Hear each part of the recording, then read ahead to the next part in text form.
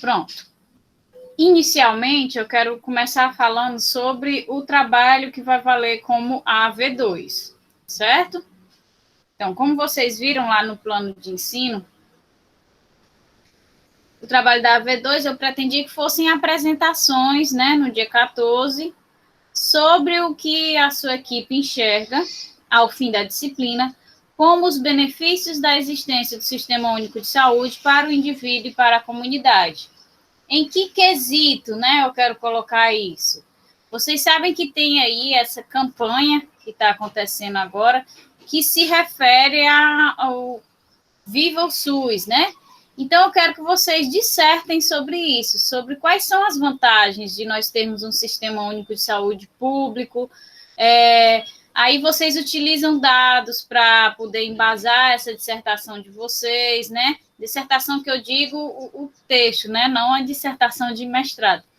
Então, vocês utilizam os dados do IBGE, o Sistema Único de Saúde, ele atende por ano tantas milhões de pessoas, e aí ele ajuda as comunidades tal. Então, utilizem de dados para vocês poderem embasar o trabalho de vocês. E aí eu quero que vocês se dividam em trios, certo? E vocês constroem esse trabalho. Não é um trabalho também simples, eu quero um trabalho robusto, trabalho que tenha aí no mínimo 3 páginas, certo? Mas aí, como são 3 pessoas, vocês conseguem fazer essa pesquisa de referencial bibliográfico e construir esse trabalho, certo? Então, vocês conseguiram entender qual é o contexto do trabalho que vai valer como AV2?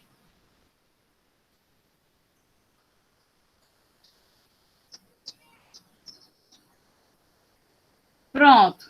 Aí eu vou colocar lá no Classroom, né? AV2, construir o trabalho, eu vou colocar esses detalhes e o prazo, que é até o dia 14. Também tá ok o prazo, né?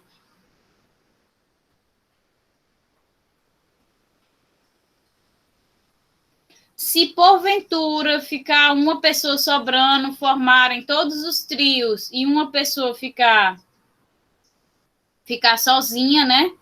Aí vocês formam um grupo de 4, certo? Mas se sobrarem 2, fica uma dupla, certo? Se sobrar só um, forma 4, um grupo de 4, e se sobrarem 2, forma um que fica de dupla e o restante de trio. E aí faz trabalho, envia até o dia 14, e a gente vai ter aula até o dia 14 e encerra o semestre semana que vem. Fechado?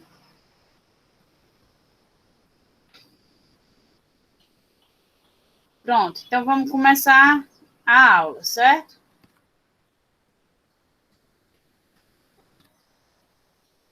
Mínimo de 3 páginas. Vou colocar lá no Classroom também. Mínimo de 3 páginas, tá? O restante não tem limite, não. Para que vocês construam a ideia de vocês, eu não vou impor limite de páginas, só o de mínimo mesmo, de máximo não.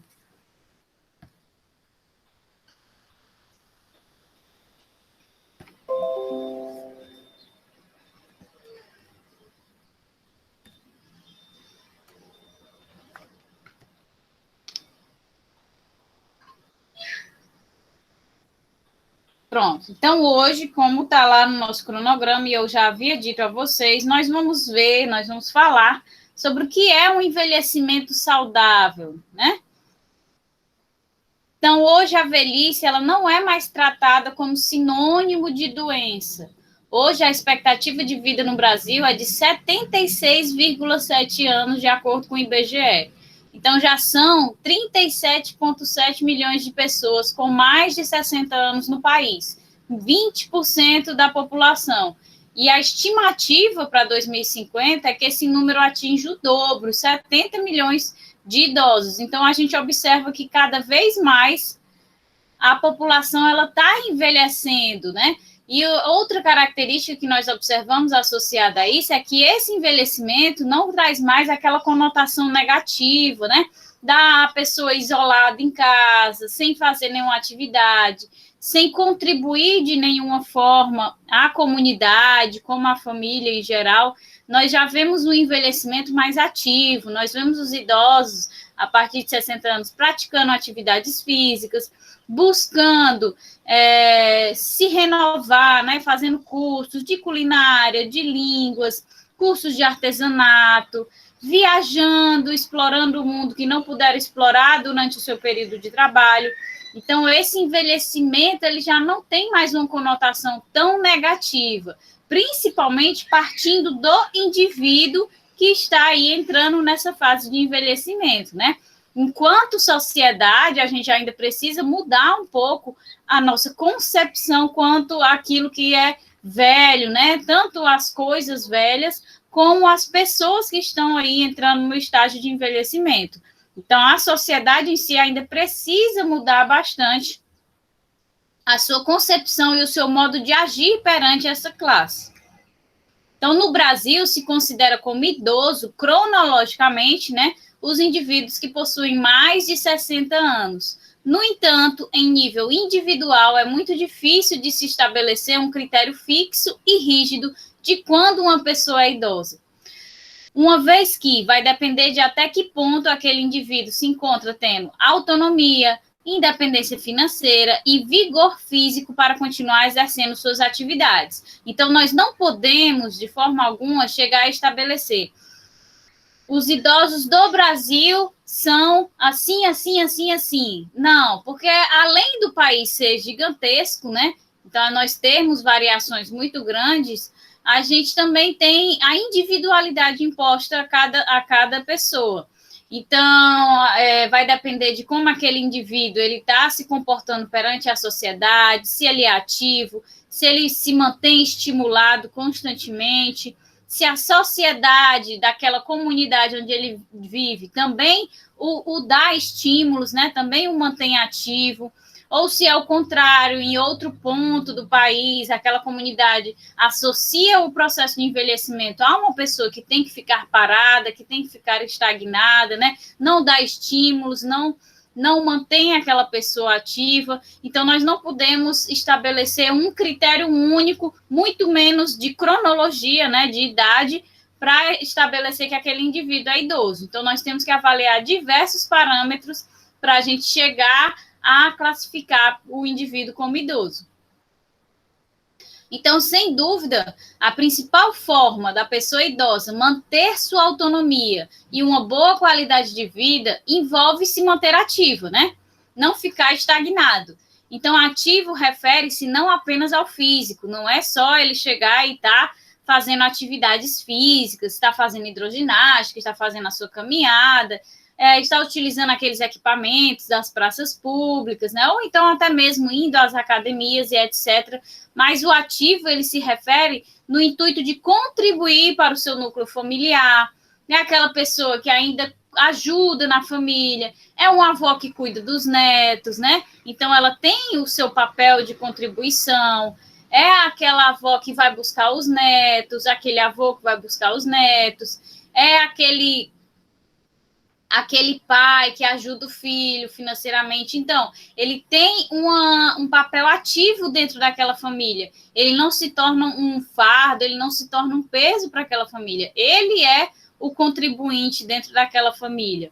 Então, exercer suas atividades domésticas, que é o cuidar da sua casa, né? Varrer sua casa, passar um pano, lavar as louças, lavar sua roupa, ter sua vaidade dentro de casa, que também não é nenhum problema a pessoa idosa ter a vaidade, se cuidar, ir no salão, fazer suas unhas, seu cabelo, continuar cuidando de si mesmo, que é que a gente também quer ensinar com isso, além da vaidade, né?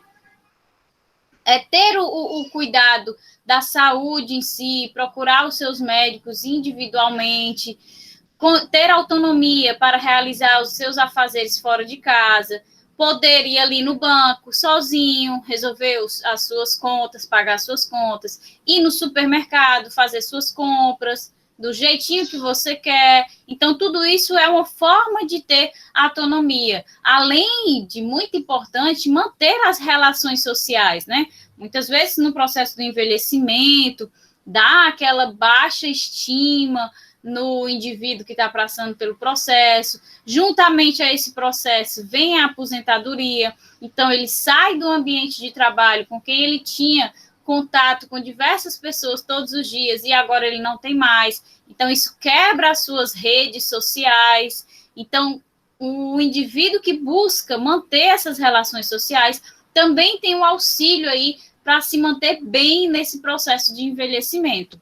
Então, além disso, é importante as pessoas sempre buscarem estar estimuladas, se sentindo satisfeitas com aquilo que realizam. Ou seja, se manter ativo fisicamente, mentalmente e com boas relações sociais é essencial para o envelhecimento saudável. Então, a gente tem que ter todas essas fontes aí de atividade, né, de ativação do indivíduo, mas também tem que partir dele, sempre buscar algum estímulo. Se só cuidar da família, ajudar com os netos, não está sendo suficiente, fazer a caminhada de manhã também não está ajudando, então vamos buscar outra atividade, outra coisa para estimular esse idoso e ele se manter ativo, que isso vai contribuir principalmente na sua saúde mental e, consequentemente, vai influir aí na sua saúde física. Então, a atividade física, ela é essencial para o envelhecimento saudável, né? No entanto, a atividade física, ela não vai significar apenas aquela feita em academia, que a academia, ela muitas vezes não é um espaço favorável à pessoa idosa, né? É um espaço ruidoso, com muitos jovens, que tem aquela coisa, então não é muito favorável ao idoso. Mas uma caminhada ao ar livre é uma atividade física, uma aula de dança na comunidade, que tem às vezes nas praças, é uma atividade física. O uso daqueles aparelhos públicos disponibilizados nas praças e, principalmente, as atividades domésticas. O ato de varrer, de passar o pano, de lavar uma roupa, passar roupa, lavar a louça, tudo isso para as pessoas que já estão aí numa idade cronológica mais avançada, são sim consideradas atividades físicas e contribuem aí para o fortalecimento desse indivíduo fisicamente e também mentalmente pelos hormônios vantajosos que são liberados nessa prática. Então, as atividades domésticas, para aqueles que não podem sair, que não querem sair, elas são também benéficas para o indivíduo. Então, ele tem que se manter ativo de alguma forma fisicamente, que isso vai contribuir para o processo de envelhecimento dele mais saudável. Muitas vezes também os idosos eles têm uma boa autonomia, né? Uma boa qualidade de vida, porém em um determinado momento sofre uma queda, né? Sofre algum acidente e aí sofre alguma lesão e a família vem atuar inibindo aquele idoso de desempenhar suas atividades que são essenciais à manutenção da sua qualidade de vida. Por quê? Porque são aquelas atividades que mantêm aquele idoso ativo, que mantêm aquele idoso estimulado. E aí, por causa desse problema, a família interfere, bloqueando completamente aquele idoso. Então, a busca pelo estímulo de fazer algo e se manter ativo é coibida pela família, né? Então, a família proíbe praticamente o idoso de fazer aquilo. É como uma vozinha que está varrendo a casa, leva uma queda, machuca a bacia. E aí vem as filhas e dizem, não, mamãe, não faça mais isso e tal. Então, era aquilo, uma coisa que ela gostava de fazer, era tanto a atividade física em si, de varrer a casa, como também era o cuidado com o seu lar, com o seu patrimônio. Então, tudo isso vai ser inibido, vai ser proibido e tem consequências para esse idoso e consequências para o seu envelhecimento. Então, isso apenas agrava o sedentarismo e a dependência da pessoa idosa. Então, o estímulo é o caminho certo para o envelhecimento saudável. É óbvio que a gente tem que tomar os cuidados, né? Se machucou, então não force, tome cuidado, mas passa por um processo de reabilitação, retorna às atividades e não proibir completamente por medo de que algo aconteça novamente. Então, portanto, os idosos devem sempre buscar novas atividades, as atividades físicas, se inscrever em um curso para aprender uma nova técnica, uma nova língua, um curso sobre redes sociais, né, para aprender a mexer com a internet, viajar. Então, se em determinado momento ocorre um acidente como esse e fica inviável da pessoa fazer algum esforço físico, então, como família e o próprio indivíduo em processo de envelhecimento, também tem que tomar a atitude de buscar o estímulo, né? De buscar se manter ativo. Se eu não posso com alguma atividade física, então eu vou me direcionar a outra coisa. Eu vou fazer um curso, eu vou aprender uma nova língua, eu vou viajar, vou fazer alguma coisa que me mantenha estimulado, me mantenha ativo. Porque dessa forma eu mantenho a minha mente ativa, o psicológico é muito importante também para influir aí sobre o físico da pessoa. O envelhecimento ele vai ser bastante desigual, né? Por isso que nós falamos lá no início que a gente não pode determinar um critério único para determinar o que é o idoso, como é o idoso no Brasil. A gente não tem como fazer isso, porque tem parâmetros para cada indivíduo. Então, ele é desigual por quê? Porque ele vai depender do nível de renda, da escolaridade, do local de residência. Enquanto eu preparava a aula, eu vi várias entrevistas, né, de idosos e tal, e aí tinha uma idosa de 83 anos, que ela disse, eu tenho 83 anos e sou ativa, eu faço caminhada, não sei o que, não sei o que. Eu, vixe, que legal, massa. Aí ela disse, por ano, no mínimo, eu faço 3 viagens. Para a Europa, ou então para os Estados Unidos, não sei o que, não sei o que, não sei o que. Aí eu, muito interessante, né? Então, ela com certeza tem um poder aquisitivo muito alto, né? Claro, proveniente do seu trabalho, isso não tem problema nenhum. Só se referindo à diferença, né, do nível de renda, que aquela pessoa que envelhece com um nível de renda melhor, com uma condição financeira melhor, ela vai envelhecer diferente daquela que não tem. Então, ela, com a condição financeira melhor, se aposentou no período certo, né? E aí viajou, isso causa uma série de estímulos vantajosos àquela idosa, ela faz a caminhada dela, tem o profissional que acompanha, né, para que ela tenha o desenvolvimento físico satisfatório. Então, com um nível de renda maior, você vai ter aí um estímulo maior e, consequentemente, se mantém mais ativo. Enquanto aquele que tem um nível de renda maior, menor, quer dizer, o que é que acontece? Muitas vezes é aquele que ainda tem que ajudar os filhos, né, financeiramente. Então, ele prorroga o processo de aposentadoria, então ele se mantém mais tempo trabalhando. Então, são aqueles que precisam se manter trabalhando porque ajudam os filhos, ou quando chegam em casa, além de se manter trabalhando por um período mais longo antes de se aposentar, eles ainda precisam cuidar dos afazeres domésticos, então há uma sobrecarga física para eles.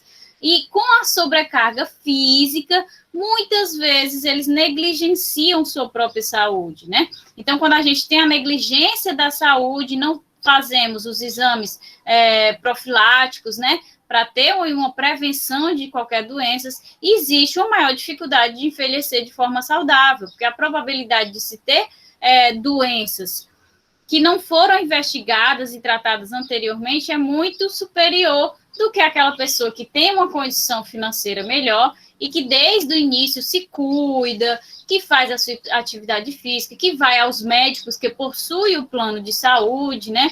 E faz os exames regularmente. Então, é bastante diferente. Nós não podemos fixar a forma de envelhecimento, nem em qualquer país, mas principalmente no Brasil, porque a gente tem essa desigualdade estrutural e social muito grande.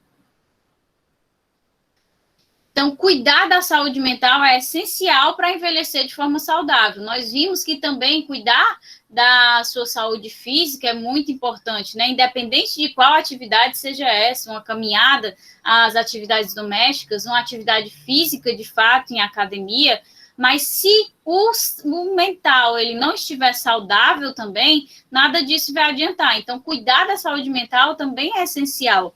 Então, no momento que se atinge a velhice, ou quando se chega à idade para se aposentar, muitos iniciam um processo de reclusão, né, de isolamento. Então, por limitação física ou por não ter mais que ir ao trabalho. No entanto, esse isolamento ele é muito negativo. Ele pode desencadear o quê? Os processos de depressão, né? A pessoa fica isolada. Se ela está isolada, ela não tem mais o contato social, então ela perde todos aqueles amigos que ela tinha o contato diário, com quem ela interagia, trocava ideias, trocava experiências. A família, muitas vezes, enxerga aquele indivíduo que agora está se aposentando como um fardo, como um peso, não valoriza aquilo que o indivíduo tem a oferecer, as suas experiências, sempre diminui aquilo que a pessoa idosa tem a oferecer. Então, tudo isso contribui para que esse indivíduo entre num processo de reclusão, se isole e aí acaba desencadeando os quadros de depressão na melhor idade, né, na terceira idade. Ou então, há uma complicação familiar, na depreciação do processo cognitivo, também é muito importante quando a pessoa idosa se aposenta e aí fica na casa com os familiares. Às vezes também tem que partir do idoso não ser um complicador familiar. Nós sabemos que existe muitos casos, né, em que a sogra mora junto, ou o sogro, e aí o dia todo é confusão, né? É implicando com a sogra, é implicando com o neto, é implicando... Então, o idoso em si, ele também tem que se colocar na posição de não ser um complicador familiar, certo? E sim um facilitador. Então, não estimular, não se colocar nessa posição sempre de embate, sempre de briga dentro de casa. Então, não é assim que vão ouvir, né? Que vão respeitar aquilo que o idoso tem a dizer. Então, o isolamento, ele deve ser evitado, os processos de embate familiar, eles devem ser evitados, e também ocorre nesse processo de degradação da saúde mental do indivíduo, além do isolamento, devido à aposentadoria, né, a perda das relações sociais, os embates familiares, quando se aposenta e aí fica mais tempo em casa, e essas brigas aumentam, nós também temos a depreciação do sistema cognitivo, prejudicando a saúde mental desse idoso. Por quê? Porque, querendo ou não, os idosos, às vezes, eles ficam estagnados e não procuram, por exemplo, coisas simples, né, que ajudam na capacidade cognitiva. Decorar um número de telefone, realizar pequenos cálculos sem a ajuda da calculadora.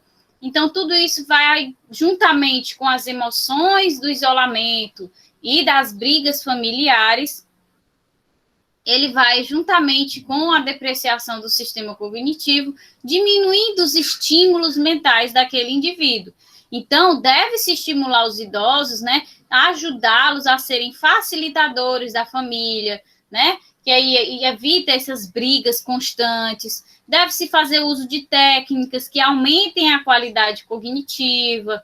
Então, pedir para decorar um número, jogar jogos de memória com o idoso, e aí, consequentemente, já contribui para a melhoria das relações sociais, e ele volta a ter uma interação social. Então, afasta dele a ideia do isolamento, da reclusão.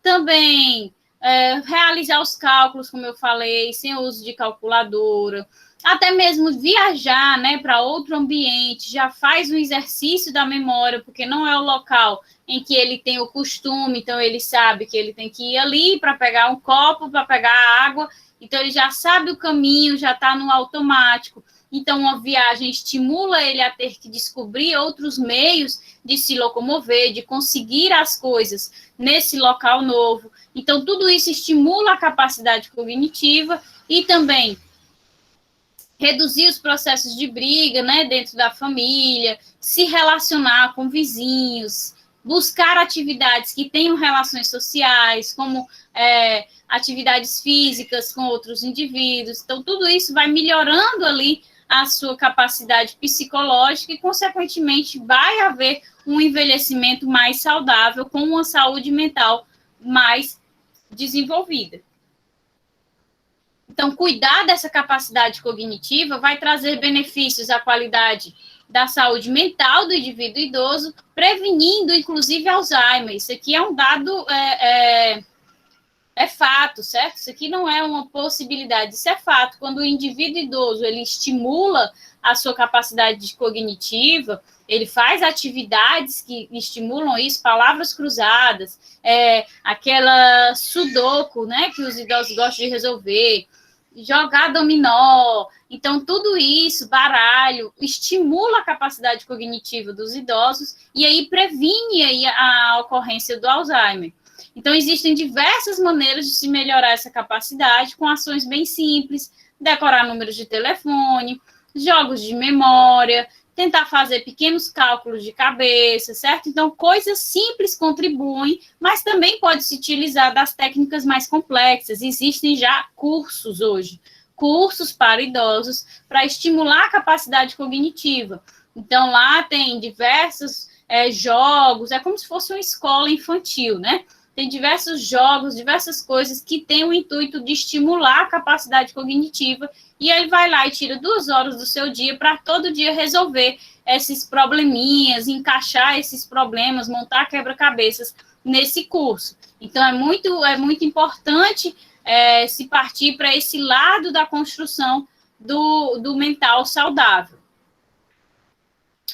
É importante ressaltar também que os cuidados para se ter um envelhecimento saudável, eles não devem iniciar quando se atinge a velhice. Não é quando eu chegar nos meus 60 anos que eu vou começar uma atividade física, ou que eu vou começar a buscar me estimular, sempre me manter ativo, com cursos, com novidades. Não, os cuidados, eles vêm desde o início da vida. Então, os cuidados do início da vida, eles vão contribuir diretamente para o envelhecimento saudável.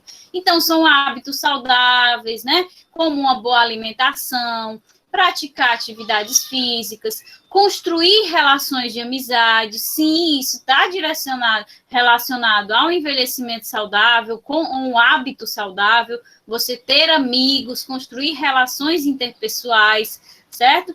Não fumar, não beber, ler livros, né? Não ficar tão preso às tecnologias, né? Ao celular, ao computador. Então, buscar outros estímulos à mente, estimular essa capacidade cognitiva, vão ajudar desde o início, né? Quando a gente é jovem ainda, quando chegar lá na frente, ter um envelhecimento mais saudável, porque a gente construiu uma base para esse envelhecimento.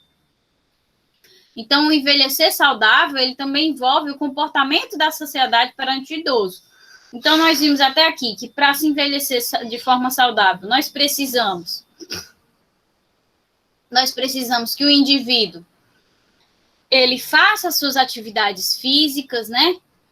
Nós precisamos que o indivíduo, ele faça ali atividades mentais para se manter mentalmente saudável. Nós precisamos que ele tenha autonomia, que ele faça suas coisas de casa, suas compras, né? Realize seus afazeres. Nós precisamos que desde sempre ele tenha tido hábitos saudáveis. E além de todas essas características, a gente também precisa que a sociedade contribua para que esse envelhecimento saudável aconteça. Então, pelos dados do sistema jurídico, a gente tem diversas ocorrências de violência contra o idoso sendo registradas diariamente, infelizmente, né? Então, vai desde violência física, violência psicológica, violência financeira, né? Acontece muito quando o indivíduo se aposenta, dos filhos ou dos netos acharem que podem se apoderar das propriedades do idoso ou do salário do idoso, e ele, como idoso, não tem força e aí sofre as agressões psicológicas e físicas para entregar aquele dinheiro que é dele, né? Que ele construiu, é a autonomia financeira dele, que ele construiu ao longo da vida. Então, essas violências, elas acontecem todos os dias e são denunciadas juridicamente todos os dias. Então, apesar disso, né, apesar dessa ocorrência aí gritante, que precisa ser melhorada no âmbito de sociedade como um todo, o Estatuto do Idoso, ele é um marco legal que veio para melhorar a vida do idoso e ele é, de certa forma, respeitado em todas as esferas. Então, quando a gente chega ali, tem a gratuidade do idoso no ônibus, né? Seja no ônibus municipal, seja no ônibus intermunicipal ou interestadual, essa gratuidade ela é respeitada. Os locais de assento do idoso, eles são respeitados em sua maioria, né? Tirando aquelas pessoas que são a parte da sociedade que a gente precisa modificar. Então, a gente tem que esse local do idoso ele é respeitado. Se a gente chega no supermercado, tem lá o caixa preferencial, ele é respeitado para aquele idoso. Então, é claro que vão ter as exceções das pessoas, né? Pessoas que vão agir de forma errada perante aquele idoso, que é o que nós queremos modificar ao longo da construção de um envelhecimento saudável. São aqueles que acreditam que nunca vão envelhecer. Mas, enfim, mas o Estatuto do Idoso, apesar de nós termos essa frequente ocorrência de violência contra o idoso, a gente tem aí o Estatuto do Idoso que ele é respeitado. Quando vai a julgamento essas situações de violência contra o idoso, o Estatuto do Idoso ele é bem rígido, é como se fosse uma Maria da Penha, o de não pagar a pensão, né? Então, eles são sempre a favor, como causas de trabalho, são sempre a favor do trabalhador, são sempre a favor do idoso, porque o Estatuto do Idoso, ele é bem rígido quanto a isso, de não se cometer esse tipo de violência com o idoso. Então, a gente teve esse marco legal que veio aí a ajudar o idoso de forma jurídica, né? Que está aos poucos se construindo esse processo aí de melhorar, porque se eu tenho que a sociedade também contribui para o envelhecimento saudável daquele indivíduo, eu vou confirmar a probabilidade dele envelhecer de forma saudável.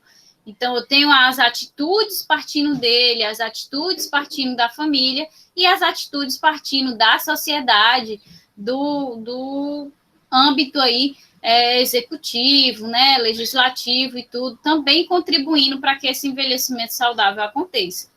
Então, todas essas são as esferas que vão interferir para que o envelhecimento saudável ocorra. Assim, o envelhecimento saudável ele envolve promover individualmente, né, aquela que parte do indivíduo, fazer suas atividades físicas, mentais, buscar os estímulos para se manter ativo, com cursos, com atividades, sempre buscando algo, interagir com a família, ser um facilitador da família. Então, são atitudes individuais, como também através da sociedade, né? A sociedade que passe a enxergar aquele idoso como um contribuinte, sim, que ele tem experiência a compartilhar, que aquela experiência é vantajosa de se ouvir, a família enxergar aquele idoso como alguém que trabalhou a vida inteira para ajudar a família, que agora está ali também, continua buscando se estimular, continua buscando se manter ativo. Então, a família ter um olhar mais sensível, mais empático àquele idoso, bem como da sociedade de forma ampla, né? Também olhar para o idoso como alguém que contribui, como alguém que ajuda a melhorar essa sociedade. Então, esse olhar individual e macro, né, da sociedade, ele realmente tem que se consolidar de forma benéfica, porque como nós vimos, a partir de 2050, o número de idosos, ele vai subir o dobro do que nós temos hoje, né? Então, se esse aumento vai ser tão grande, a gente precisa mudar o nosso olhar, porque vai ser uma grande parcela da população, e aí a gente tem que contribuir para esse processo de envelhecimento saudável. Então, fornecer um ambiente de interação, de cooperação, de trocas de experiências e da criação de novas amizades é uma forma de ajudar esse idoso a envelhecer de forma saudável, ou seja, é promover sempre estímulos a esse idoso para que ele se mantenha ativo, desde oferecer diretamente a ele, como oferecer também à sociedade que o cerca para ajudar ela a agir da melhor forma possível para aquele idoso, certo?